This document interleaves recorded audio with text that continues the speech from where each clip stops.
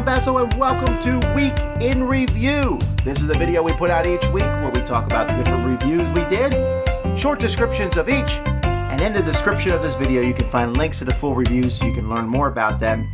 Check it out. Hey everybody, Z Garcia here. So let's see, last week we put out a new board game blender. Go check that out. It's about recycled themes and things like that. Did a top 10 expansions coming out of Gen Con all by myself. And so again, go check that out if you want to hear what I'm excited to play there. I get a review of Paper Tales, the expansion Beyond the Gate. It's a fantastic game, and the expansion is equally incredible. I rate that a 9. It gives you more cards, it gives you more to inject into the original game, but it also gives you a pretty spectacular solitaire mode, so I really enjoyed that. And then I did a review pseudo comparison of Caper, which is a reprint of an older game called It's Mine. And so I went ahead and compared the two editions to each other, just talked about it a little bit.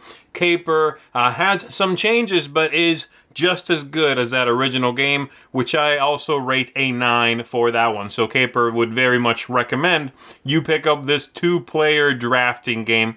2-player drafting, I know, but it works really well in this one. And that's it for me. Thanks for checking this out. I'll see you on the next one. Hey folks, welcome back to another Week in Review. Did 6 videos for you this week. The first one was a Miami Dice with Tom for Rise of Tribes. This is a great, about an hour-long civilization game is what it feels like to me, and I really enjoyed it, had a lot of fun with it, and my family enjoyed it too. Loved the dice mechanism in it, so I gave it an 8 out of 10, so go check that out. Also did a review for Star Realms Frontiers. This is a new standalone expansion for Star Realms. It's really its own base game, kind of, because it comes with everything you need to play just a regular 2 to 4 player game of Star Realms, but it also comes with a bunch of challenges that you can do multiplayer, co-op, or solo. And I really enjoy it. It looks really fun, and it is great. So I gave it a 9 out of 10 for that one. Also did a top 10 games to go demo at Gen Con, so if you're looking for some things to do at the convention, check that video out. Maybe it'll give you a couple of more games to check out while you're there. We had another Token Punch Lunch episode air this week, so a lot of great segments from my contributors there. They are always doing a great job, so go check that out. We also did a live playthrough of Village Attacks. Myself, Vernon, and my oldest son, Michael, tackled it. We had a great time. Had a few technical difficulties because of a really bad lightning storm and a thunderstorm, but you can give yourself at least a good idea of how the game plays, and we really enjoyed ourselves too. Also did a What's in There informational video for the new Star Realms Command decks, which are basically the answer to the Hero Realms character decks. And the command decks are actually pretty neat, so you can go check out. I went through every single card that's in those packs, so you can see at least what you're going to get. And that's it from me. See you on the flip side. Okay, so first of all, we have Rise of Tribes. Sam and I did this one together. Sam liked it much, much more than I did. I did not like the dice mechanism. It felt like a gimmick, and I felt like the game, I don't know, it just didn't click for me. That's the best I can describe as it. Again, reading the comments, a lot of people liked this a lot more than I did, so take my opinion with a grain of salt. Curio, this game was almost good. It's basically a board game version of Keep Talking and Nobody Explodes, where you're giving clues back and forth about and making these little puzzles and basically giving information to another person. It's very one note essentially, because that's what the whole game is, but some people are going to like that, but just realize it's timed. Braggart, this is a silly game that I felt was a little sexist, but for the most part it's about bragging and telling these great stories and playing cards, and then someone else will come in and play a different card and make your bragging that you've done not so good by calling you a liar. It's a silly game. Most of it comes from the humor, but I did enjoy it. Heaven and Ale, this is a Euro game that is dry as the Sahara Desert, but it's a good game. It's about moving along a track, taking resources, paying for these resources, putting them on your board and using them to score money and or points to move these discs up a track for a somewhat convoluted ending scoring thing, but it does all work together in a very finely well-oiled machine, albeit one lacking theme. Party Wallet. This is a silly little game which actually comes in a wallet, and you are trying to draw cards and form a hand of cards that has ID and money, but you don't want too many IDs, you don't want too many different currencies of money, you don't want too much money or you're guilty. Silly game, but fun.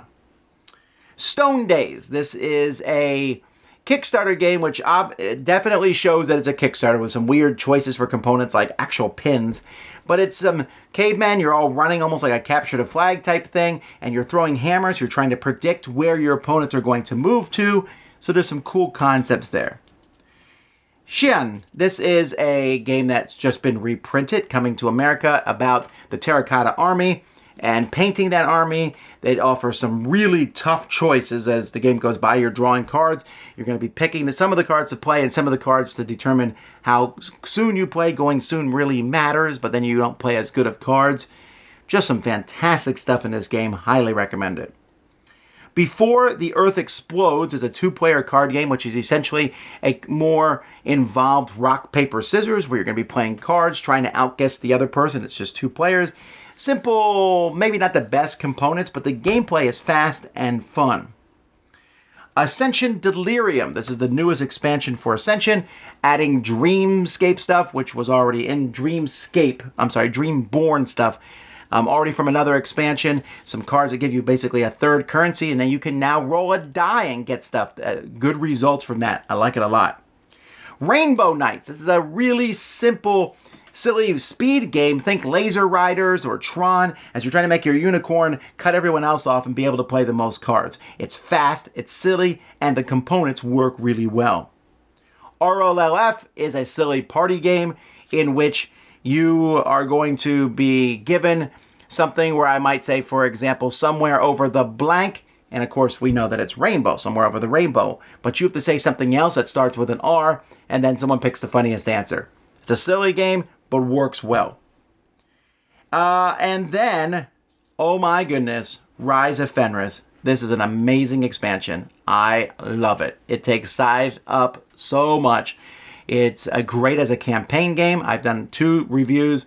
I've done one that's a spoiler review where it shows all the different things inside as modules. It's not a legacy game. You can reuse the stuff.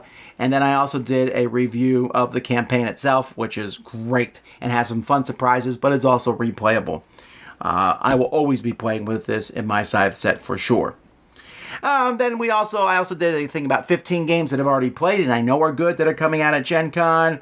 We did a top 10 worker placement thing together. There might be some live plays and stuff from last week, so you can go check all that stuff out.